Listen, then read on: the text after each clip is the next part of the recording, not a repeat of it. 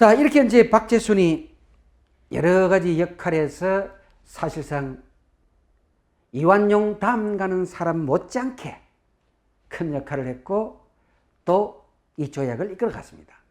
그래서 이제 우리가 이 조약에 대해 한일 간 국권 침탈 조약 원문을 이렇게 이제 다시 한번 비교를 해보면은 왜 을사늑약을 우리가 인정하지 않느냐? 자꾸 늑약이다, 늑약이다라고 이야기하느냐? 이유는 여기 보세요. 자, 문서상 공식 명칭도 없습니다. 국가 간에 맺는 문서 조약에 명칭이 없다는 건 말이 안 되죠. 앞 시간에 우리가 여러 가지 긴박한 발의를 받지 않습니까? 그죠? 예. 그러니까 할 수가 없죠. 위임장도 없습니다.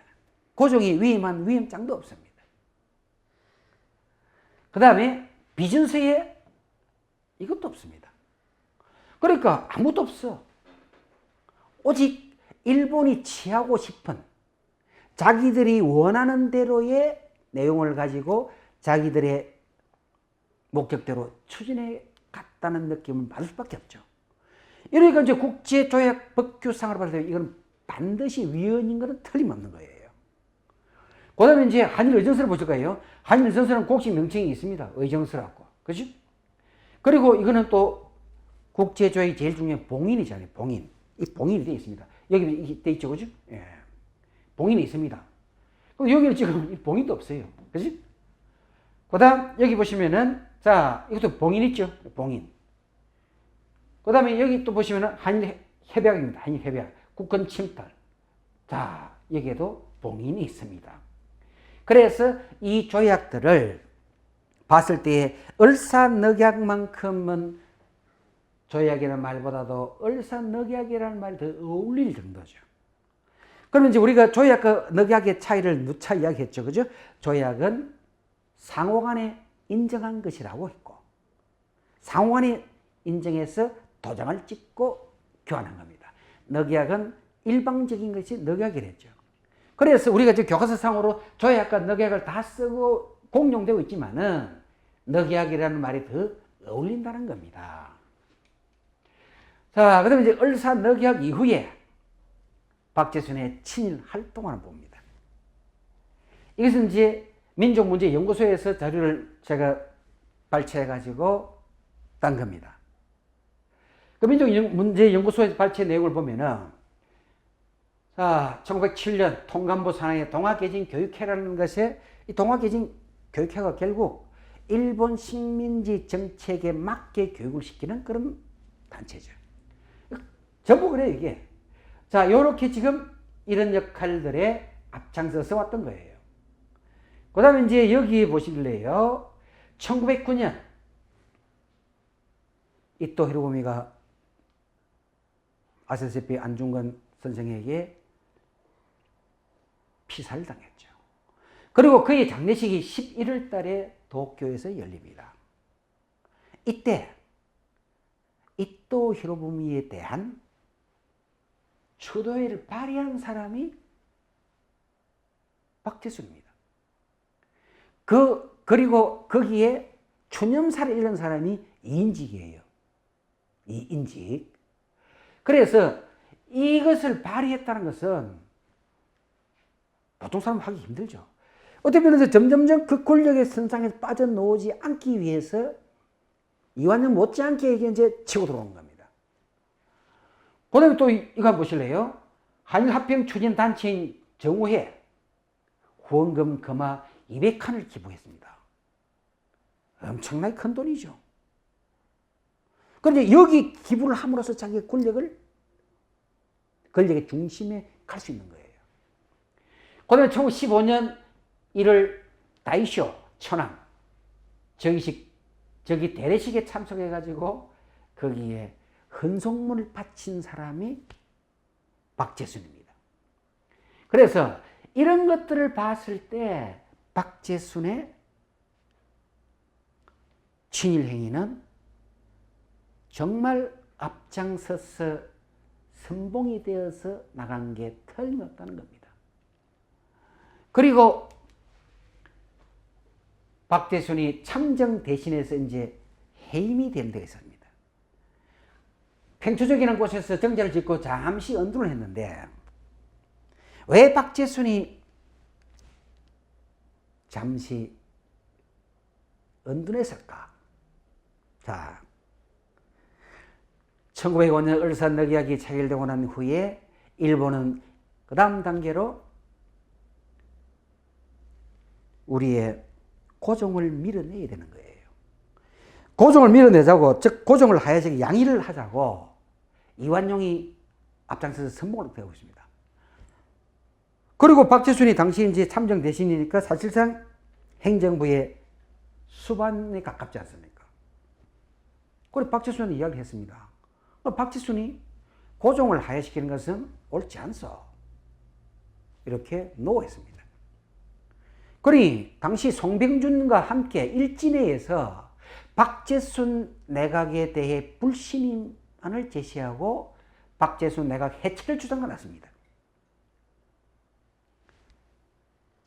자, 이것은 누가 더 친일을 강하게 하는가, 더 많이 하는가, 경쟁이 붙었다고 봐도 과언이 아니죠. 일진회가 더 친일에 대해서 강하게 주장을 했고, 그 다음에 이완용이 박재순에게 고종을 하야시키고 순종을 제기시키고 했는데 그 이유가 뭐냐? 고종은 믿을 수가 없다. 언제 고종의 마음이 변해가지고 이 지금의 우리 친일 내각들이 쫓겨날 줄 모른다는 겁니다. 그 명분이. 그러니까 좀 더 확실한 친일 내각을 구성해가지고 고종에게 대항을 해야 되고 나아가서 고종을 하야를 시켜야 된다. 이 말에 대해서 박재순이 노했습니다. 그리고 이완용이 일진회를 또 동원합니다. 동원해가지고 박재순을 내보냅니다. 그래서 박재순을 하야시키고 고종을 하야시키고 순종을 제기시키는데 이완용 작품이 생각대로 그대로 적용이 된 거예요. 그러다 보니까 이제 이 보세요. 그때 이제 이게 박재순이 잠시 물러났죠. 박재순이 물러난 게 시기가 이제 보면 5월 22일로 되어 있죠. 그죠? 고정식을 보면은 이렇게 됐습니다. 자, 육군 참정. 자, 예. 육군 참장 윤태경을 육군 부장으로 임용하고 학부 대신 이완용을 의정부 참정 대신으로 임용한다. 그러니까 여기에 누가 좀 박재순이 밀려나고 누구에게? 이완용이 밀려나고 이완용이 박재순의 그 자리를 차지한 거예요. 여기 보시면은. 그죠? 자, 학부 대신 이완용을 임용한다. 무엇으로? 의정부 참정 대신으로 이렇게 되었습니다. 그래서 이걸 봤을 때에 잠시 이때에 박재순이 물러나가지고 평초정이라는 이 정자를 짓고 이 자리에서 자기가 가장 존경하고 가장 성겼고 가까이 했던 운양 김윤식 선생입니다. 이 김윤식 선생을 불러다가 소일거를 하고 시를 짓고 술을 마시면서 잠시 시간을 보낸 적이 있습니다. 이때. 자, 그 다음에 이제 그러다가 그가 곧 한일병합의 주요 공신이 됩니다. 그러니 이 박재순은 을사늑약의 핵심적인 공의 역할을 했기 때문에 여기에서 조금 전에 보신 대로 참정 대신에서 물러났지만은 중추원의 고문직은 그대로 가지고 있었거든요. 중추원 고문직을 그대로 가지고 있으면서 이제 다시 이토 히로부미가 불렀습니다. 불러서 여기 이제 중책을 맡긴 게 바로 한일 병합에 대해 여기에 역할의 중책을 맡아서 서서히 그 역할을 맡아 나간 거죠. 여기 보시면 그 경술 팔적이 뭔가 한일 병합의 팔적이죠. 이완용, 윤덕영. 윤덕영은 여러분 순종 황후 윤씨의 큰아버지 되시는 분입니다. 이분이 을사병합의 핵심적 역할을 해도 간이 아니죠. 왜? 순종 황후 비 윤씨께서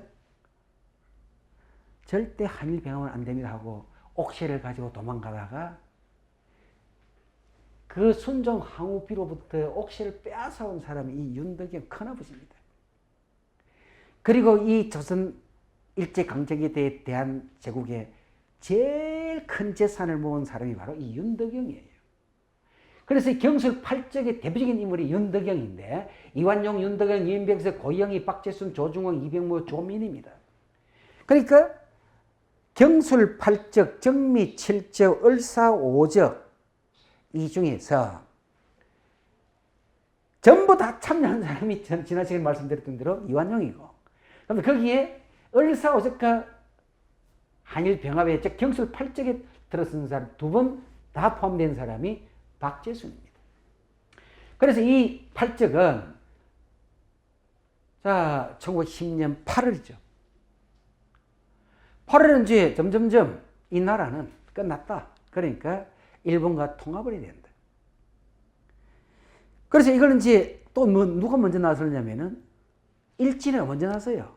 일진회가 나서가지고 막 연일 우리는 일본과 통합을 해야 된다. 그것이 우리 민족의 살 길이고 그것이 우리나라의 발전의 토대를 마련할 것이다. 이렇게.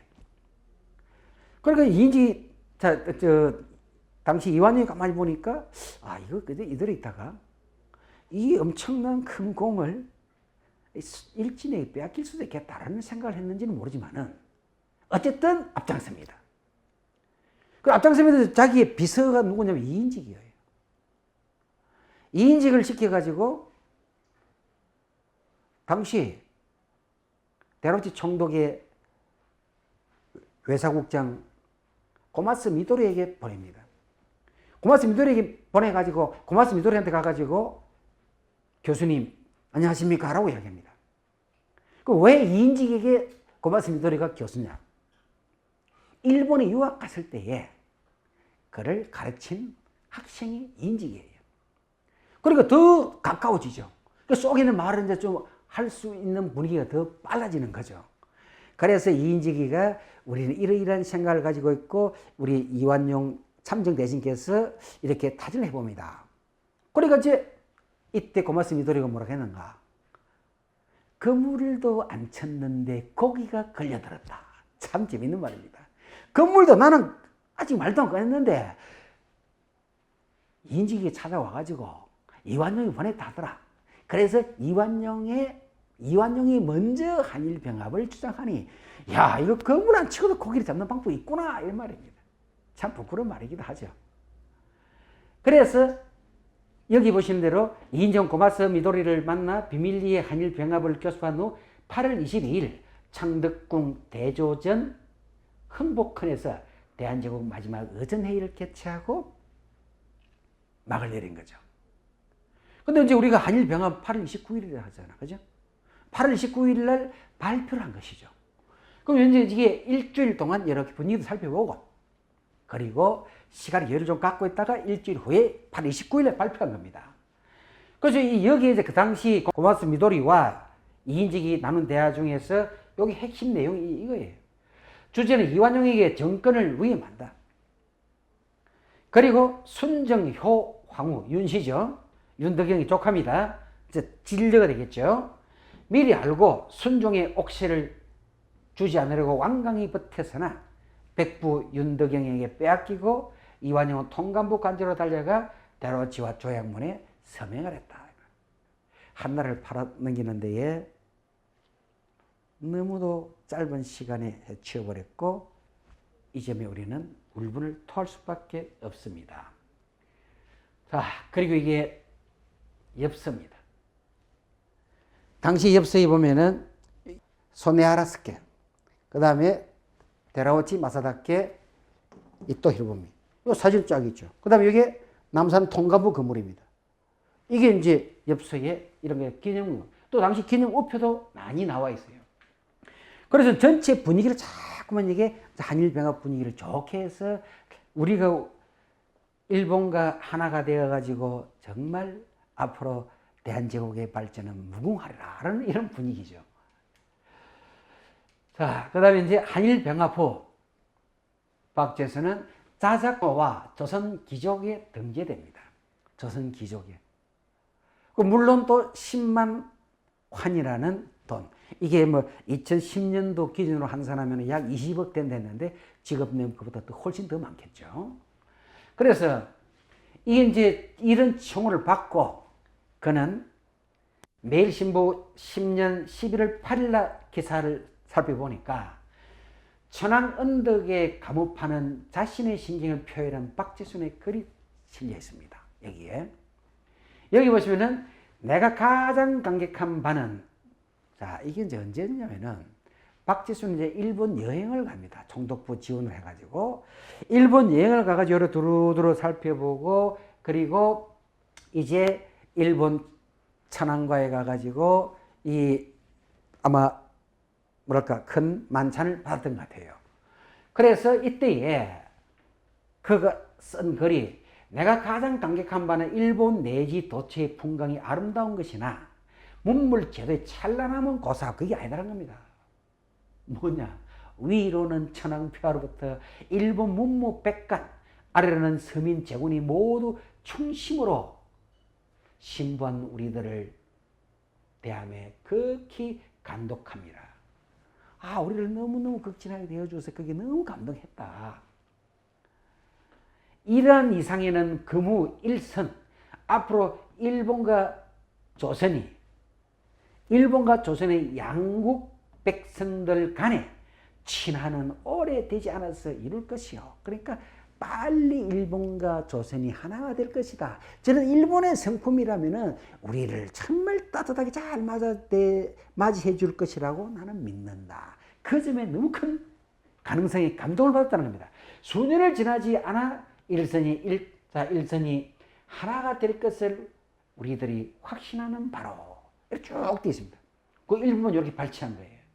그래서 이게 박재순이 일본에 얼마나 충성을 맹세했는가라는 일부의 내용을 이렇게 발췌해서 볼 수가 있죠.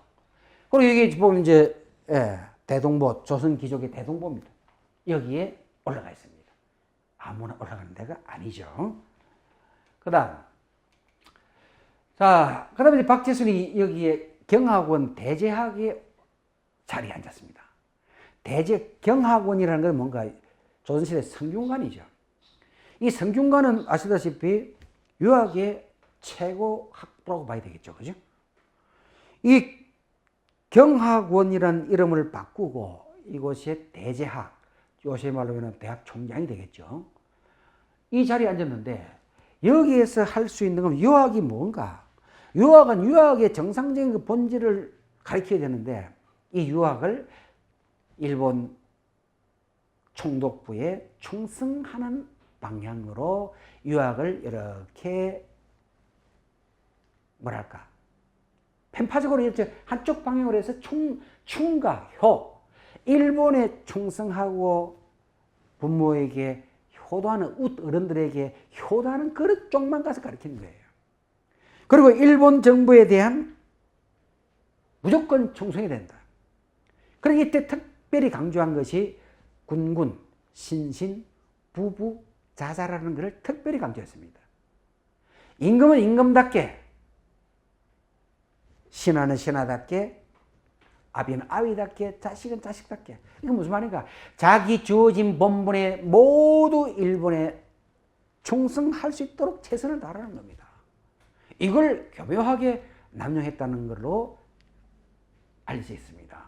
그래서 경학원은 외형상 유린과 석학을 존중하여 미풍을 장려하고 태풍을 교정하고 양속을 조장하여 일반 교화에 도움을 주기 위한 것이었는데 그 본래의 목적은 유교의 충효사상을 강조하여 식민 통치에 순응하고 이 본래의 목적이 유학의 충효사상 굉장히 강조하는데 그 부분만 특별히 일본 총독부에 충성하는 방향으로 고도하고 있다는 겁니다. 그래서 그 기간 총성이 누구냐? 군군 신신 부부 자자에서 여기서 그는 일본 천황이 되는 거예요. 일본 천황이 총량한 식민을 만들다는 겁니다. 여기에 가장 큰 역할을 하는 사람이 박재순이라는 겁니다. 그러면서 원래 이 경학원에 대제하게 되게 될 사람은 이용익입니다. 이용익이 당시에 굉장히 덕망이 높은 학자로서 인정이 되었던 것 같아요. 그래서 이용익이가 이 자리에 대제하게 되게 되는데, 이용익이 성격이 좀 상당히 강합니다. 우리 지금 기록들을 보면은. 그래서 이용익은 상당히 위험하다. 행여나 여기 유림들을 동원시켜가지고 일제에 불복종하는 분위기로 하면 어떡하나 라는 두려움 때문에 비교적 유순하다고 생각되는 박제순을 그 자리에 앉혔습니다. 그럼 이용이 굉장히 서운해할 거 아니에요. 그래서 이용이한테 개인적으로 불러가지고 이 자리는 당신이 그 학문적 역량을 봐서는 대제하게 되어야 되는 건 맞다. 그런데 지금 이 시기에는 여기에 학문적 역할, 즉 강학보다는 행정적인 업무가 많기 때문에 박제순을 이 자리에 대제학으로 앉히고 있으니 서운해하지 마세요라고 사전에 동의를 구했다고 해요. 그리고 이용이 대신 부제학에 앉아가지고 강학, 요새말로 유학을 가리키는 역할에만 주셨답니다. 그러니까 이름을 딱 봤을 때에 우리 가장 쉬우면 눈자리 보고 다리 뻗듯이 이 자리에 누가 맡으면 좋겠다. 박제순이 맡기면 정말 충성하겠구나. 그럼 이용이 만나면 야 혹시 어디를 뜰지 모르는 거 아니야? 불안하니까 박제순을 시켰다는 겁니다. 그럼 박제순이 어느 정도 충성심을 표현했는지를 가늠할 수가 있다는 이야기죠. 그 다음에 이제 다이소 천황 대례식의 헌송문과 충성을 맹시했습니다. 이 양반이 지금 123대 천황 다이소죠. 그리고 이게 이제 경화원에서 발행한 잡지입니다. 거기 보시면은, 자, 즉, 하늘을 바라보고 성인을 울으면서 머리를 조아리며 절을 올립니다. 누가? 1915년 12월 박제순. 경화원 잡지에 이 글이 실려 있습니다. 그러니까 이제 당시 일본이 요하는 대로 박제순은 충실히 친일에 충성을 다했던 거죠. 자, 이렇게 박제순이 불안에 떨다가 57세로 자택에서 병으로 사망했습니다. 그리고 우리가 을사오적 중에 제일 먼저 세상을 떴죠. 이 양반이. 그러니까 이제 그가 처음에는 상수동 97번지라고 하는데 평초정, 이 평초정 이름도 이토 히로부미가 붙여줬습니다. 이토 히로부미가. 근데 원래 한자는 평화로울 평정한 평자죠. 풀조차입니다. 그래서 백성들을 집에 풀은 백성들을 본 거죠. 백성들을 지배한다라는 뜻을 평초정을 했는데 박제순이 나중에 그 이름을 한자를 바꿨습니다. 이거를. 그래서 평초정을 지내다가 1916년 6월 20일 당시 만 57세 나이로 지금 경기고등학교 자리에 있었던 집에서 병으로 사망을 했답니다. 지금 이제 경기고등학교 그 자리에 옛날에 박제순 집터가, 그리고 이제 박제순이 세상을 떠나게 되니까 천황의 특지로 종3위에 서위됐다. 종3위에 이제 이렇게 직급이 내려진 거죠. 그리고 박제순의 자작 장인은 그가 죽고 나서 자작이는 자기가 갖고 있었죠. 이 자기는 그의 아들 박부양에게 그대로 내려갔습니다. 내려갔고 또 을사오적 가운데서 제일 먼저 사망한 인물이죠. 그리고 이제 박제순의 집터에 지금 아무도 없습니다만은 박제순의 집터에 있었던 우물돌이 여기 지금 요 자리에 있죠. 여기에. 어째 이게 박제순의 집에 있었던 우물이라고 볼 수 있느냐 보면은 여기 글 내용 중에 박제순의 집터에 있었던 돌이라는 것이 여기에 명시가 되어 있습니다. 그래서 박제순이 썼다고 봐야 되죠. 이걸, 그죠? 그러니까 박제순을 알 수 있는 유적이나 유물들은 거의 없죠. 그런데 이것이 이제 하나 남아있는 게 박제순 집터에 있었던 우물가 있었던 돌이구나 하는 걸 알 수가 있습니다. 그 다음에 이제 박제순의 그 간직 생활에서 거의 3분의 2는 외교분야에 종사했죠.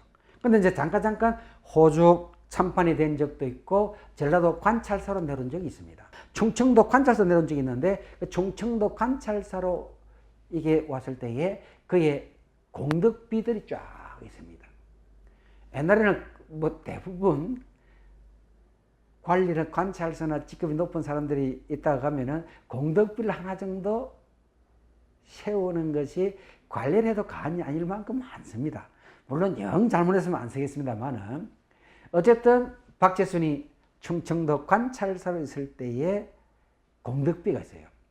그 공덕비에서 박재순에 대한 내용이 그 중에 이게 지금 이런 글귀를 있습니다. 요 빔 뒤쪽 보면은 자, 소비군민이다. 죄인들이죠, 그죠? 죄인들을 소탕하고 백성을 구하니 전성 모든 성에서 안전이 도모되는구나. 이런 말이 나와요. 그러면은 지금 우리가 공주시 2인면인가 그런데 거기 가면은 단죄비라고 할 만한 게 또 있습니다.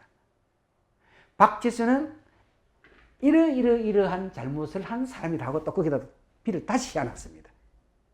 그러니까 한쪽에는 박재순의 이런 공덕비와 착서가 있는데 이것도 과도 역사고 덕도 역사지 않습니까? 실도 역사고 덕도 역사입니다. 그러니까 이면에서는 공덕비를 그대로 두고 또 그 옆에다가 단죄비를 이런 역할을 한 사람이 역사의 을사오적에 앞장선 사람이다라는 내용이 또 있습니다. 거기에. 자, 박재순의 손자입니다. 이 박재순의 손자 박성류. 자, 아마 우리가 시일보선 중에서 가장 존경하는 분이 아닌가. 저는 이제 이 자료를 찾아보면서 정말 감동받았습니다. 사실 이 양반까지는 저는 몰랐습니다. 그래서 자료를 찾다 보니까 이게 있었는데 박성류 씨는 가문을 대신해서 다소나마 속죄하기 위해 아버지가 일본군에 들어가라 해가지고 입대를 했습니다. 입대를 했는데 가서 가만히 생각하니까 참 부끄럽다. 그래서 탈영을 한 거예요. 탈영해서 바로 강복군으로 들어갔습니다. 당시 우리나라 강복군이 얼마나 어려웠습니까? 나라 없는 임시정부 산하의 그 광복군에 들어가가지고 강복군 제2지대에서 중국, 무석가, 무호, 남경 등지를 통해서 국내 진공작전을 준비하는 한편 대일선전 공작활동을 전개했던 분입니다. 이것뿐만이 아니에요. 해방 후에 조선오페라협회 간사로 일하면서 음악활동을 계속했는데 중요한 게 있습니다. 6.25 전쟁 기간에는 자원 입대를 했습니다. 다 도망가는 것이 다른 표현만 합니다만 많은 사람들이 도망가고 싶어 했던 그 죽음의 전쟁, 6.25 전쟁에 자원 입대해가지고 전국 야전 부대를 돌면서 위문 공연을 하는 분이 박재순의 손자입니다. 그리고 휴전이 되고 나서 그분은 원광대 교육과 강사로 했습니다. 음악 강사. 원래 이분의 전공은 법학입니다. 서울대 전신, 옛날식으로 말하면 경성제국대죠. 그 대학의 법과대학에 졸업한 사람이에요. 그러니 대단히 이제 권력의 중심부에 갈 수 있는 사람인데, 이 양반은 할아버지의 죄를 내가 사죄를 한다는 의미에서 강복군 갔었고 6.25 전쟁에 직접 자원 입대했고, 그리고 그는 정치와 조금이라도 관련되지 않는 분야를 찾아갔습니다. 중학교 때부터 이분은 음악을 굉장히 소질이 있었대요. 그때부터 작곡을 하셨답니다. 그래서 자기가 잘할 수 있는 정치와 관련이 없는 음악 분야를 가가지고 원광대 교육 강사라고 희경 여중 고교 교사를 거쳐서 75년부터 강원대학교, 자, 그래서 여기다가 강원대 학교 배지를 딱 여기다 넣어놨습니다. 이 강원대학교에서 음악과 교수로 재직하다가 1989년도 정년 퇴임한 후에 그 다음에 90년 11월 2일 날 위암으로 사망하신 분입니다. 자, 우리 모든 역사가